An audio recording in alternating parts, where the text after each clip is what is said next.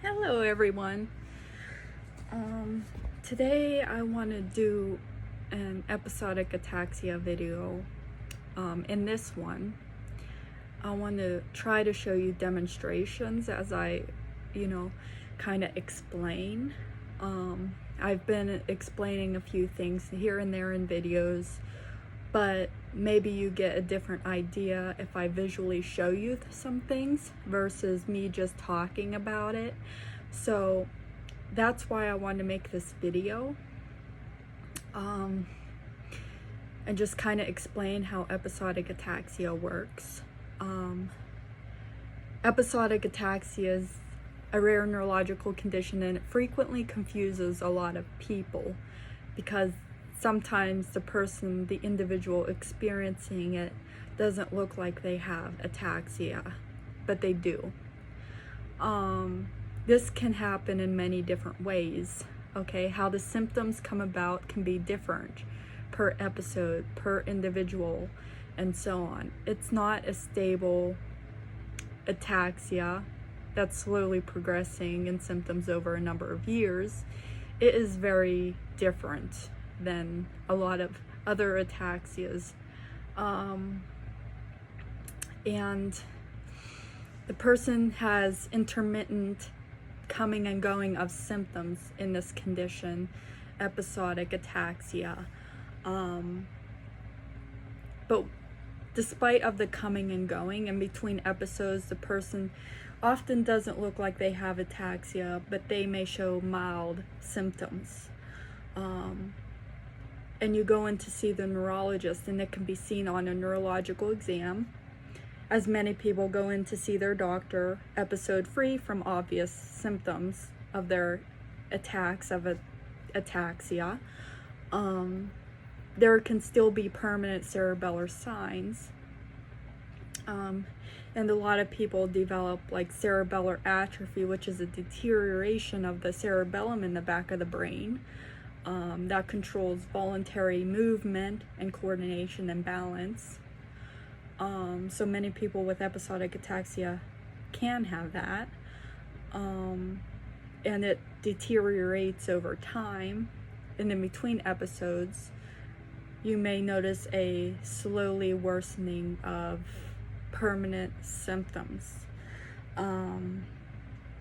as the disease progresses. So anyways,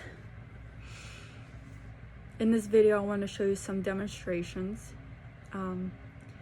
People with episodic ataxia experience a variety of symptoms, and it varies a lot. And it often confuses people because sometimes you are walking normally, like you do not have ataxia. You're not walking with a widened gait necessarily, with your legs spread apart, trying to maintain balance. A lot like this, like a lot of people with ataxia tend to walk a lot like this. And many people with a stable, permanent, and progressive ataxia notices a deterioration in their gait from walking like this. And over time, you start to notice a slowly worsening of the symptoms or gait. Okay, episodic ataxia doesn't necessarily work this way. I mean, it does, but it doesn't. People with episodic ataxia do have permanent cerebellar symptoms, but can appear very mild. So, a person with episodic ataxia that can have a permanent ataxia in between having their episodes.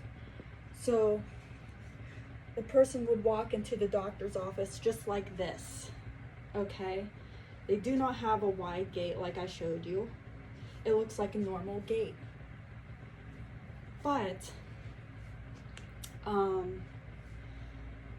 when they attempt to walk heel to toe, each time going in to see their neurologist, they appear very unstable and wobbly like this, and it's like a permanent symptom, yet they can still walk normally as if you do not have ataxia.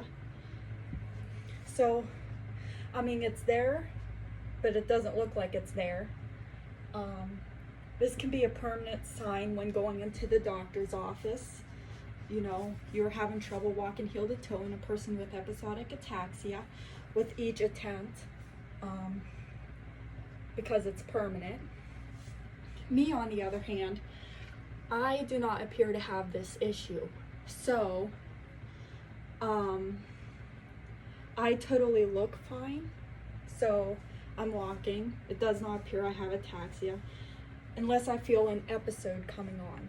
So, a lot of times I walk heel to toe just perfectly, just like I am right now.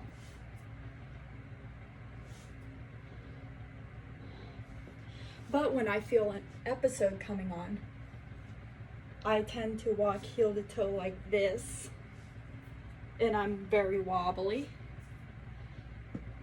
And it only occurs when I feel an episode coming on.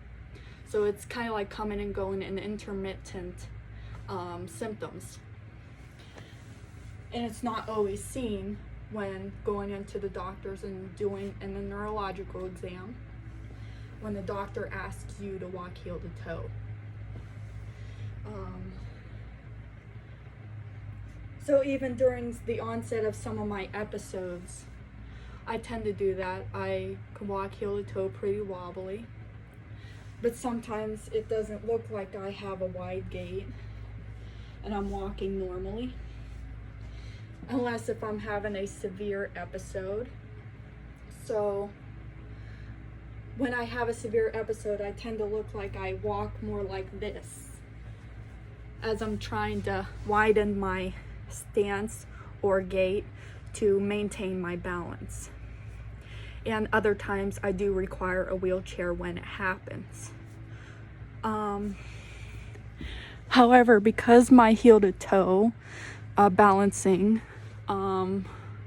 is totally coming and going based on my symptoms and episodes, compared to some other people that have it permanently due to their episodic ataxia. When they have it permanently and they're totally impaired from walking heel to toe with each attempt, they do still have episodes in addition to it. It just worsens the symptoms. So in other words, let's say you have a permanent symptom of, and you have a diagnosis of episodic ataxia. You have a permanent symptom of being unable to walk heel to toe, for instance. And you have an episode.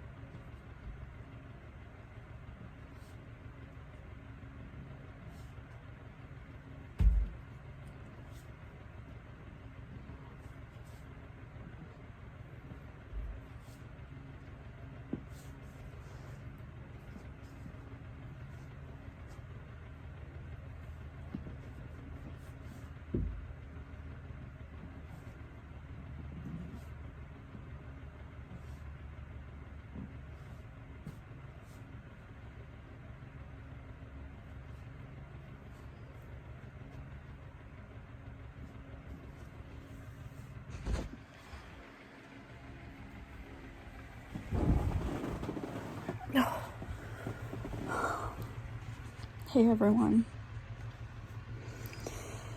Just a few moments ago, I felt a little bit like I was feeling a slight episode coming on. It's not extreme at all. I just felt this weird, funny feeling in my head I usually get. Kind of like a warning I get. A warning that I need to lay down, or else it would get worse if I don't lay down. It's kind of like a slight dizziness before it gets to the extreme vertigo, and it often accelerates into extreme vertigo if I don't take it as a precaution and lay down when it starts to come on. But I'm not experiencing extreme symptoms right now, so I'm still talking okay. I felt a little bit shaky and wobbly when walking heel to toe a minute ago, but I feel like my gait is still pretty good, unless if it hits me bad. I will walk with a widened gait, but other than that, it does not appear I have ataxia unless if it hits me really bad and it becomes more obvious.